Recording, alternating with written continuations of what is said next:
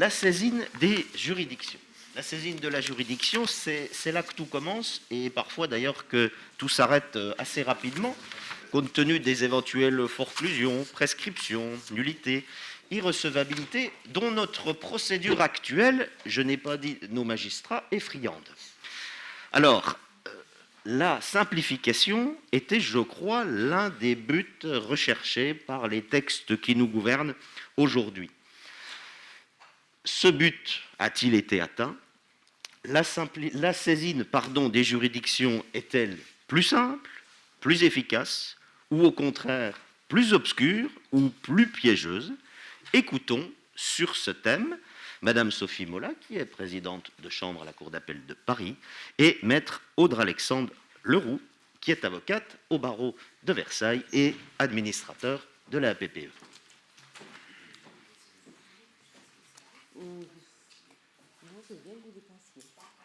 Bonjour, alors donc je suis le magistrat de service, puisque la caution qui permet de dire que c'est un colloque avec avocats, magistrats et professeurs de droit.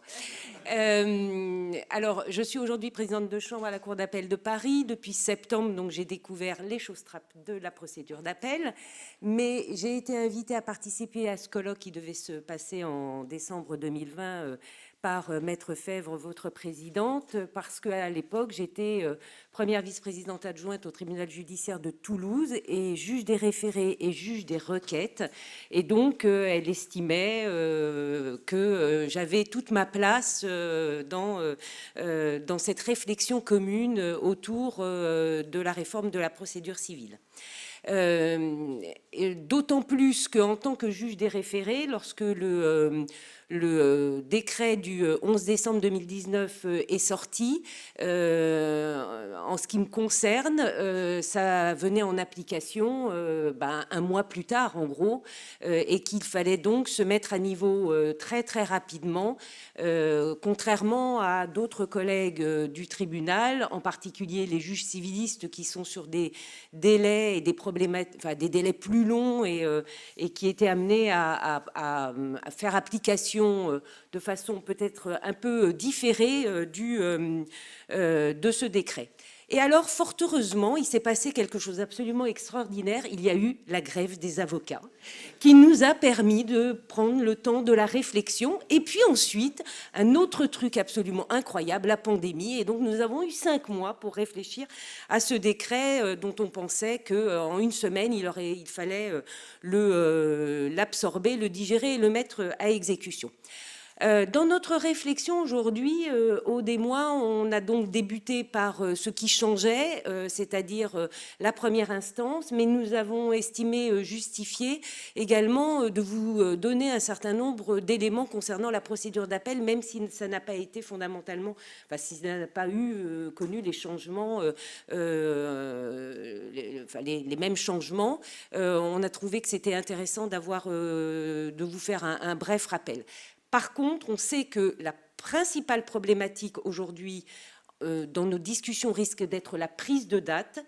Et donc, dans la mesure où nous avons fait un support très complet, il est possible, à la discrétion des animateurs, qu'on décide de ne pas faire la seconde partie concernant les modes de saisine de la cour d'appel pour se concentrer sur la première partie, puisque c'est la partie où on a connu des changements.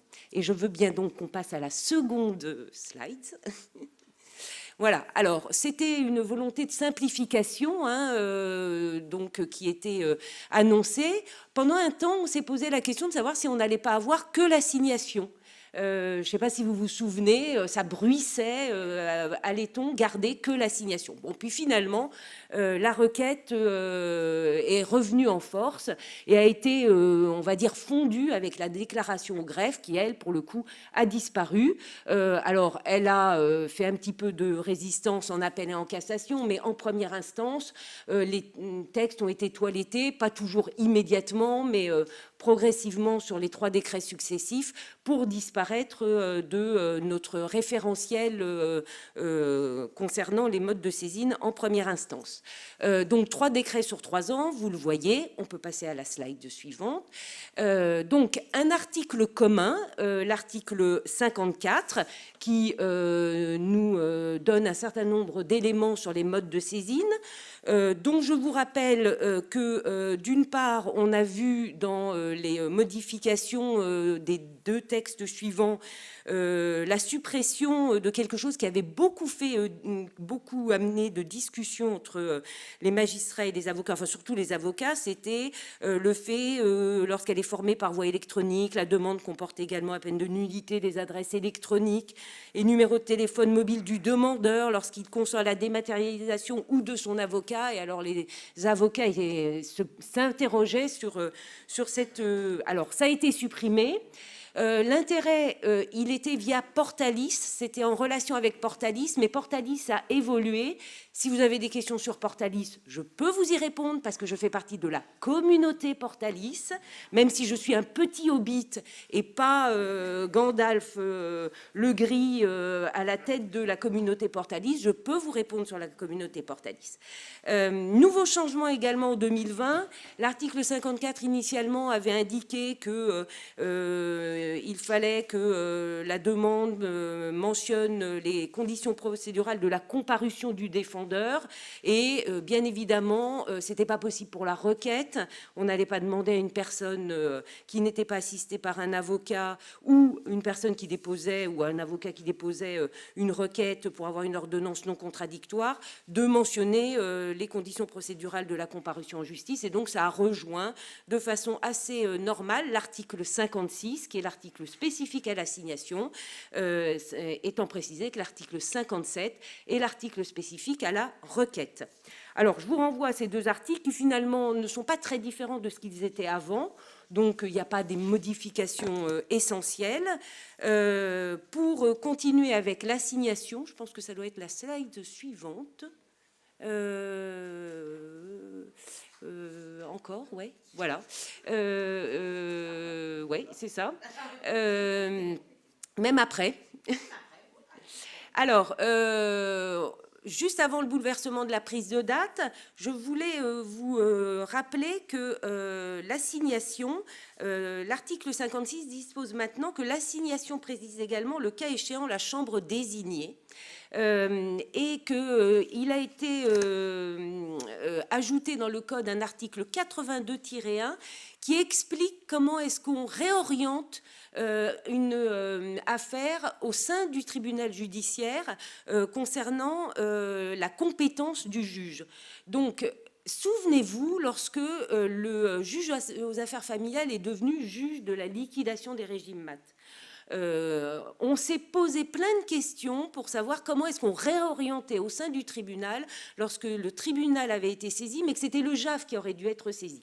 On ne savait pas comment faire. Est-ce qu'il fallait faire une ordonnance d'incompétence, de renvoi, enfin bon, est-ce qu'on faisait une mesure d'administration judiciaire? On a eu des pratiques, nous, magistrats, différentes, certaines très light, mesure d'administration judiciaire, mention au dossier, point, d'autres beaucoup plus lourdes, avec une ordonnance qui constatait l'incompétence du tribunal et puis renvoyait devant le JAF, ce qui était un peu ubuesque puisque tout le monde faisait partie de la même juridiction.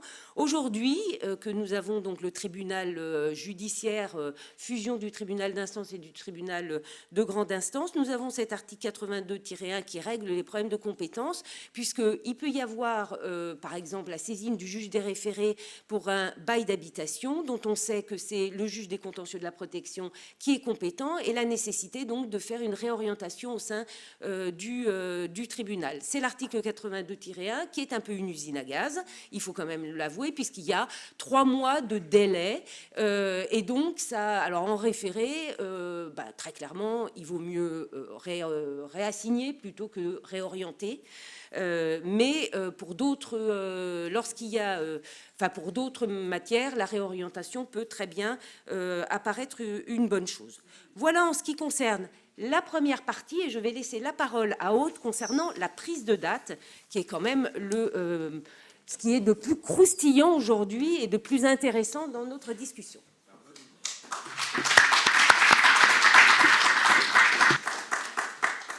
Merci Madame le Président, merci Sophie. Quelle entrée en matière. Alors effectivement, le bouleversement de la prise de date, c'est l'un des bouleversements majeurs introduits donc par le décret du 11 décembre 2019.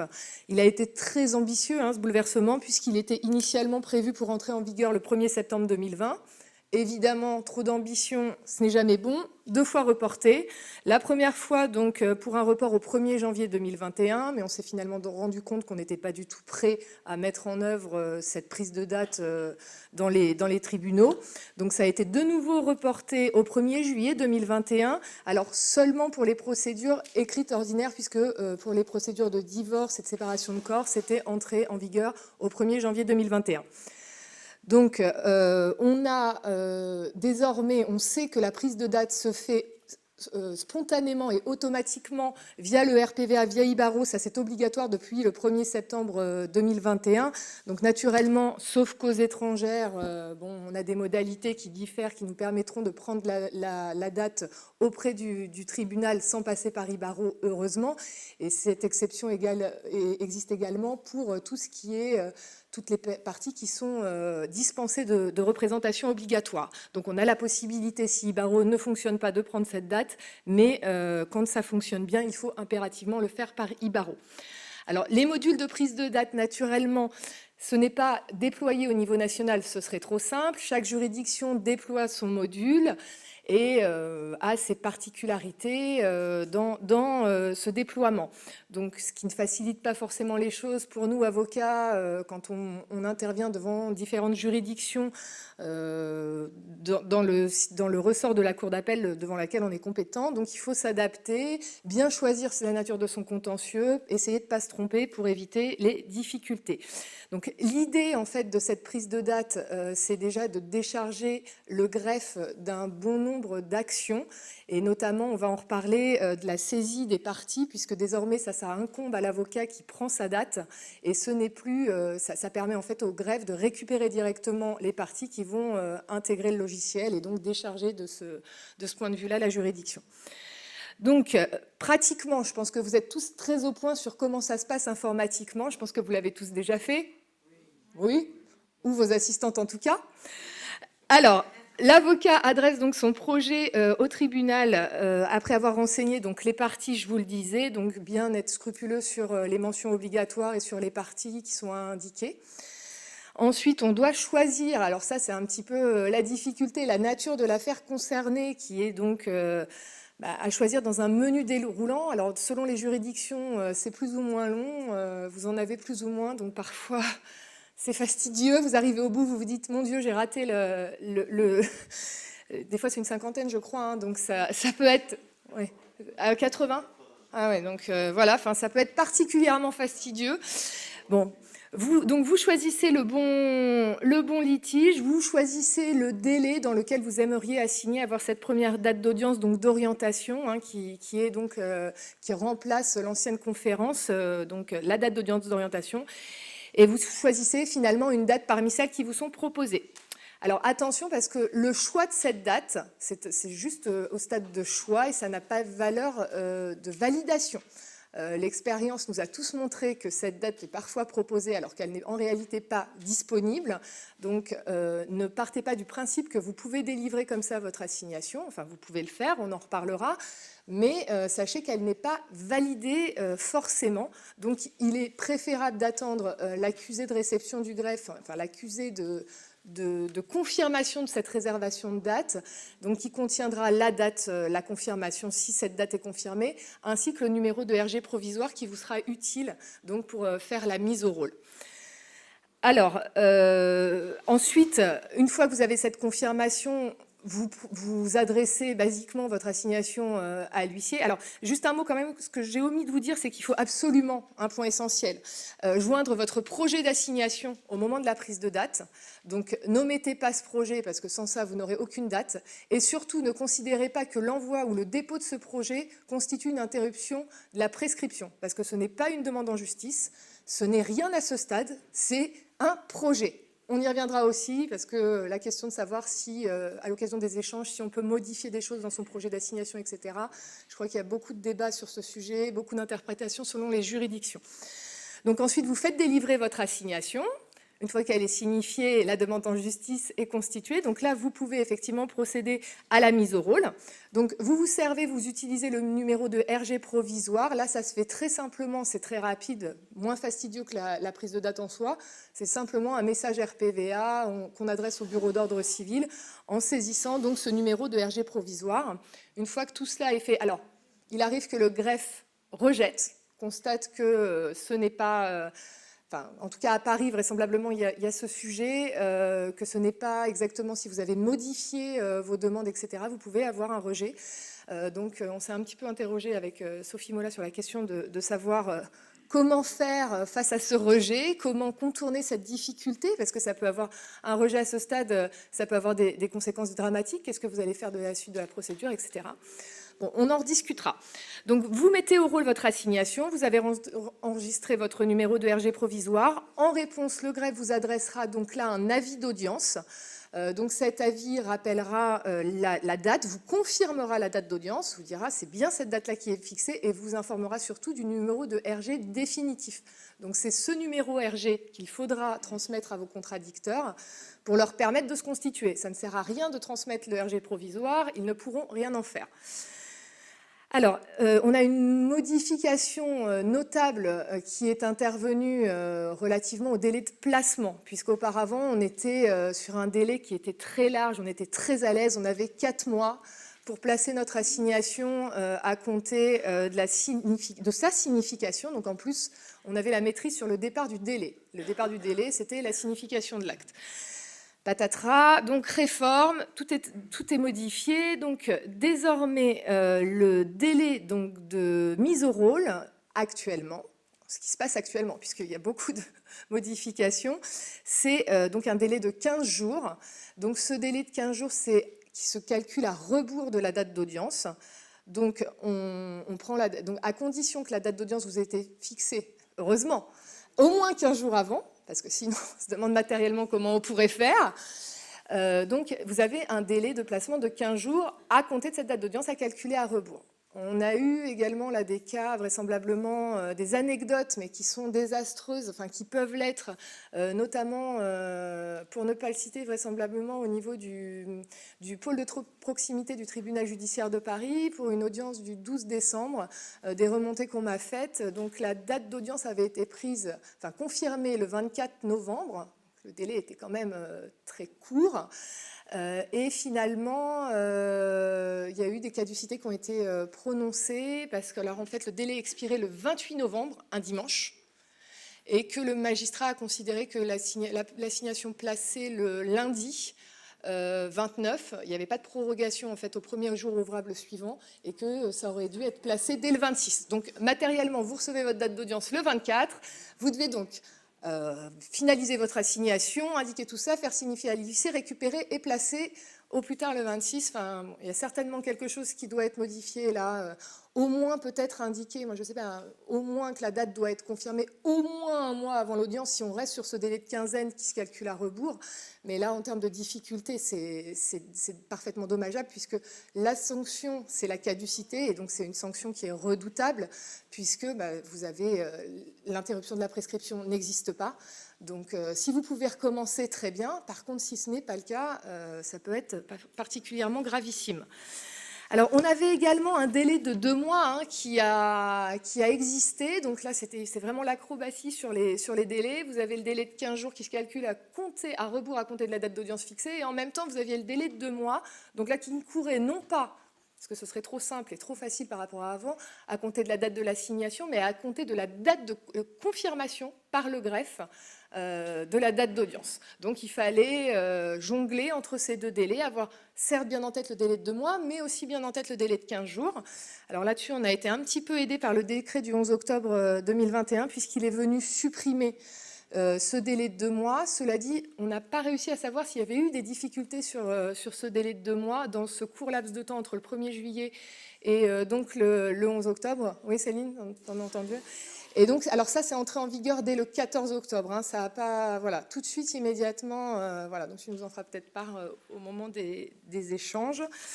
Voilà, alors ça, c'est ce qu'on voulait vous dire sur la prise de date. On attend, évidemment, on pense qu'il y a beaucoup de choses à dire au-delà, qu'on va verbaliser pendant les échanges, parce que je pense qu'il y a justement beaucoup d'échanges à avoir sur ces points-là.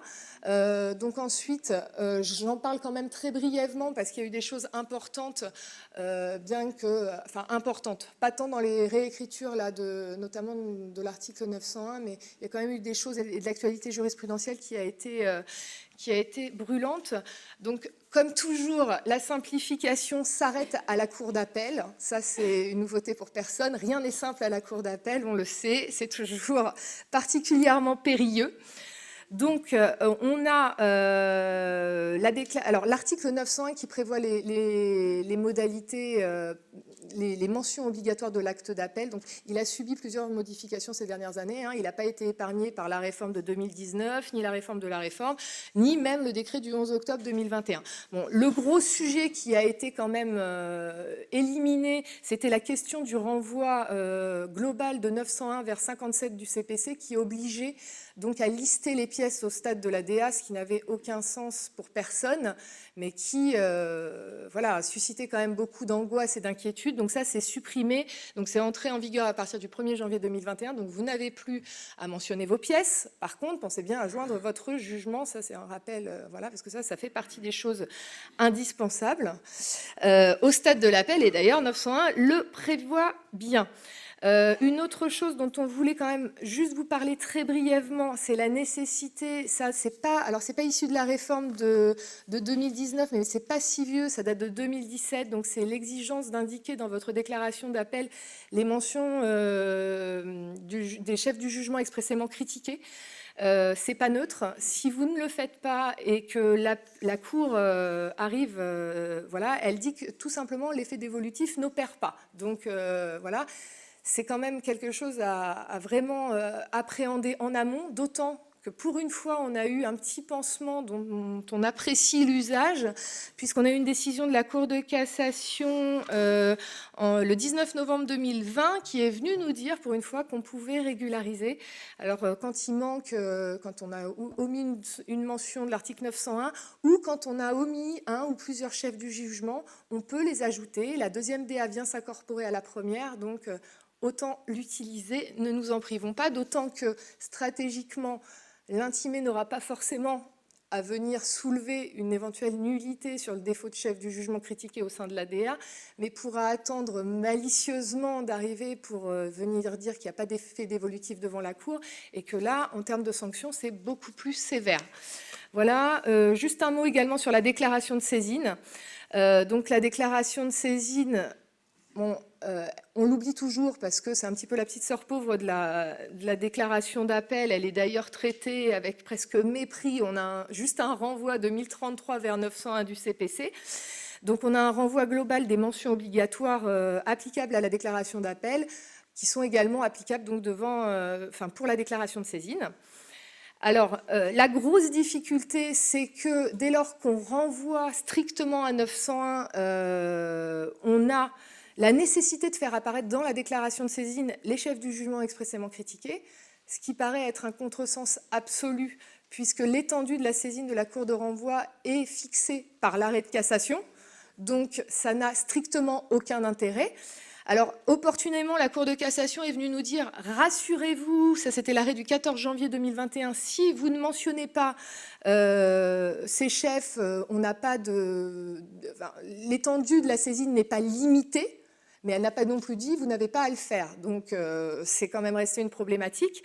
Et par la suite, par un arrêt du 15 avril 2021, parce qu'il avait été jugé que le défaut de cette mention au sein d'une déclaration de saisine avait abouti à une caducité, ce qui n'avait aucun sens, elle est quand même venue dire qu'il y avait une sanction si on oubliait ces chefs de jugement critiqués, c'était la nullité. Alors, une nullité pour vice de forme, certes, mais tout de même une nullité. Alors, il faudra essayer de trouver un grief, parce qu'on ne voit pas bien, mais moi, personnellement, à la Cour, je prends toutes les précautions. Voilà, donc j'ai terminé pour ce qu'on avait à vous dire. Je vais laisser peut-être Sophie vous dire un mot sur l'assignation à jour fixe. Voilà. Oui, quelques mots rapidement, Madame la Présidente. En une minute, donc il faut être conscient que parfois la déclaration d'appel ne suffit pas et qu'il faut une assignation à jour fixe qui peut être facultative, on n'en parle pas, qui est parfois donc obligatoire dans certains cas, les jugements d'orientation, les jugements arrêtant le plan de cession, les jugements statuant sur la compétence. Et lorsqu'il y a un appel d'un jugement ayant ordonné une expertise, il faut d'abord avoir l'autorisation de faire appel avant de pouvoir déposer la déclaration d'appel. Les conséquences sont importantes. Jugement d'orientation, jugement arrêtant le plan de cession, s'il n'y a pas de demande d'assignation à un jour fixe, eh bien c'est une irrecevabilité. Jugement statuant sur la compétence, c'est une caducité.